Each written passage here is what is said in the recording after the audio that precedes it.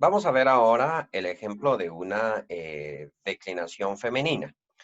No pensemos que muchas de las diferencias que existen entre la declinación de Arjontos, el gobernante, y Elpis, Elpidos, la esperanza, va a ser debido a que Elpis es femenino, sino que mucho de esto tiene que ver con que este es una dental, no con que esto es un femenino. Realmente lo que yo quiero resaltar en la declinación de los femeninos es su gran semejanza con los masculinos. O sea, el nominativo va a ser diferente dependiendo de la palabra. Cada palabra va a tener un nominativo diferente, que va a ser distinta. Y las terminaciones de nominativos en la tercera declinación van a ser muy variadas realmente. No son regulares como primera y segunda declinación. Lo mismo va a suceder con el vocativo porque el vocativo va a depender del femenino, digo, del nominativo singular. En este caso, por ejemplo, el vocativo es diferente. Realmente en tercera declinación no podemos sacar una regla, serían muchas las reglas para deducir cómo se forma el vocativo a partir del nominativo. Así que es mejor aprenderse los vocativos. Una buena noticia en cuanto a esto es que aunque el Nuevo Testamento tiene muchos vocativos, esos vocativos son nombres propios y por lo tanto fácilmente reconocibles. Es muy difícil que en el Nuevo Testamento alguno de los autores se dirija en segunda persona, por ejemplo, a la esperanza, por ejemplo, a la bondad. Sé que Pablo lo hace a la sabiduría en una ocasión, pero esto va a ser difícil. Generalmente los vocativos van a ser nombres propios o el término adelfos, por ejemplo, adelfoi, en este caso el plural, ¿no?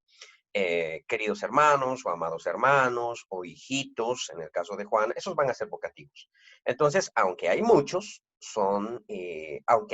vocativos en el Nuevo Testamento, son pocas palabras, solo que son muy repetidas. Entonces, no es tan necesario que nosotros deduzcamos muy bien en cada palabra cómo es que va su vocativo.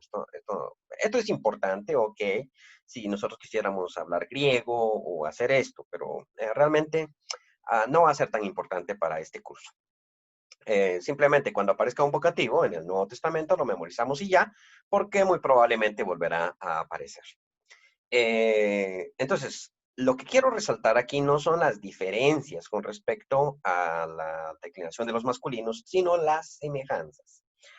Por ejemplo, el genitivo es idéntico, terminación omicron sigma, el dativo singular es idéntico, el acusativo es idéntico, el nominativo plural es también terminación eh, va a ser idéntico, lo mismo va a pasar con el genitivo.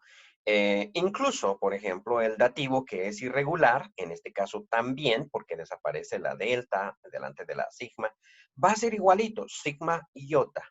Lo mismo va a pasar con el acusativo y lo mismo con el vocativo, que siempre va a ser igual al nominativo. Entonces, lo que resalto prácticamente es su similitud. Esto significa que para poder determinar si un vocablo es masculino o femenino, no puedo basarme en las terminaciones de declinación porque van a ser diferentes.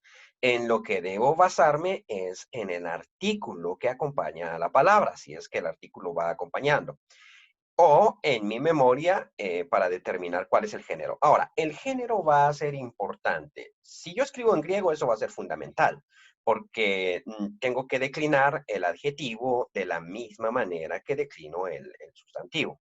Es decir, si es femenino, voy a tener que usar un adjetivo femenino. Pero si soy un traductor, la importancia va a ser menos. Es simplemente cuando hay por ejemplo, dos sustantivos, un masculino y un femenino, y luego tengo un adjetivo. Si el adjetivo es masculino, entonces está calificando al masculino y si es femenino, al femenino.